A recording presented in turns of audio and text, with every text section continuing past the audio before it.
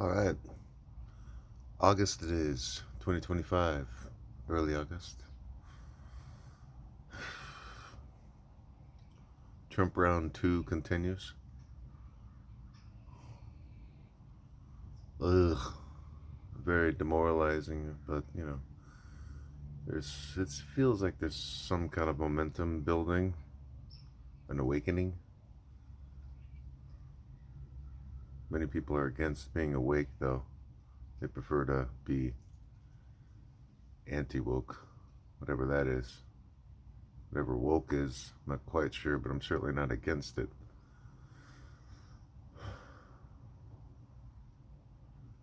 Be kind, be empathetic to your neighbor. I went through confirmation as a kid, so following the teachings of Jesus,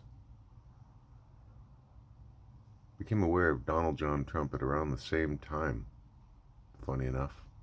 Talk about a contrast. A clearly different path Donald Trump was offering, even way back in the day when I was a kid. A clearly different ideology, an antithesis, if you will. An antithesis, Donald Trump's message is, to the message of Jesus and many other prophets. I specifically focused on Jesus because I grew up in the church. I don't really go to church anymore because many people that go to church voted for Donald John Trump, who is not in line with Jesus. No duh, though. No shit.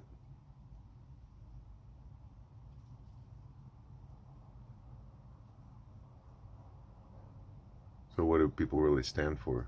The person that goes to church and proudly proclaims their Christianity and proudly proclaims their allegiance to Trump. What are they? I have no idea. What do they really stand for? Because Trump stands for nothing. He stands for himself, and that's it. He's a disturbed human being, a sociopath. Dangerous Case of Donald John Trump was written for a reason. You should read it. Check it out. No, you're against information getting into your skull, anti-woke person, but I encourage you to not put blinders on to the world around you, to breathe it in. We all live on this tiny blue dot in a big, vast, infinite universe. So it'd be cool if we learned how to get along with each other, especially our own fellow citizen living in our own country. And I use the citizen very openly. Citizen is a specific thing, but for me personally, it's just an American is just a person that's here. That I don't really care what the fuck you look like or what language you're speaking. To me, you're an American because you're here, and even if you're just a tourist, they'll just kind of think of you as an American while you're here. What's your paperwork status? I don't really give a fuck. Why am I supposed to? I have no idea. The fear mongering, it just doesn't work with me. You try to make me scared of Latino, and I'm not. I've met too many Latinos, so I don't know what the fuck you're talking about. People I know are just hardworking folk trying to make it through. But I do see ICE agents, masked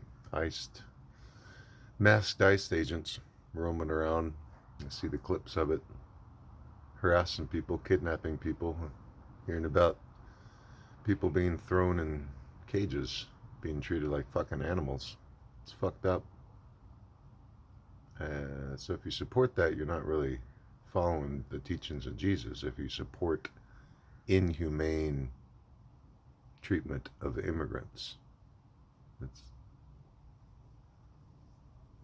not the teachings of Jesus. Sorry, I don't know what Democrats has to do with it either, or Joe Biden or Kamala Harris for that matter. Specific Democrats. I'm not really sure what that has to do with anything. What do you stand for? Because something's got to come to a head. There's some Republicans that are speaking out, and that's what it's got to be. I'm a quote unquote hippie liberal because when I was a kid, I wanted to be a Marine. I wanted to be a Marine when I grew up when I was a kid. That's why I'm a hippie liberal. I'm pro small government fiscal conservatism and individual liberty. But I'm a hippie liberal because I'm very anti-Trump and anti-fascism. The conservative media would just refer to me as being a liberal Democrat. It's the all-inclusive term for the peoples who are against fascism. And regardless of what political orientation you tend to lean for in normal circumstances. Three of my favorite presidents are Teddy Roosevelt, Abraham Lincoln, and Dwight D. Eisenhower. All three of them are Republicans. So I don't really have any strong allegiance to the Democratic National Committee. It's an organization whose political ideology was the exact opposite many years before I was born, decades before. If I was alive in the 19th century, or certain eras of the 20th, I certainly would have been more Republican. Dwight D. Eisenhower being kind of the peak. That's probably the last Republican I probably would have voted for if I was alive at the time.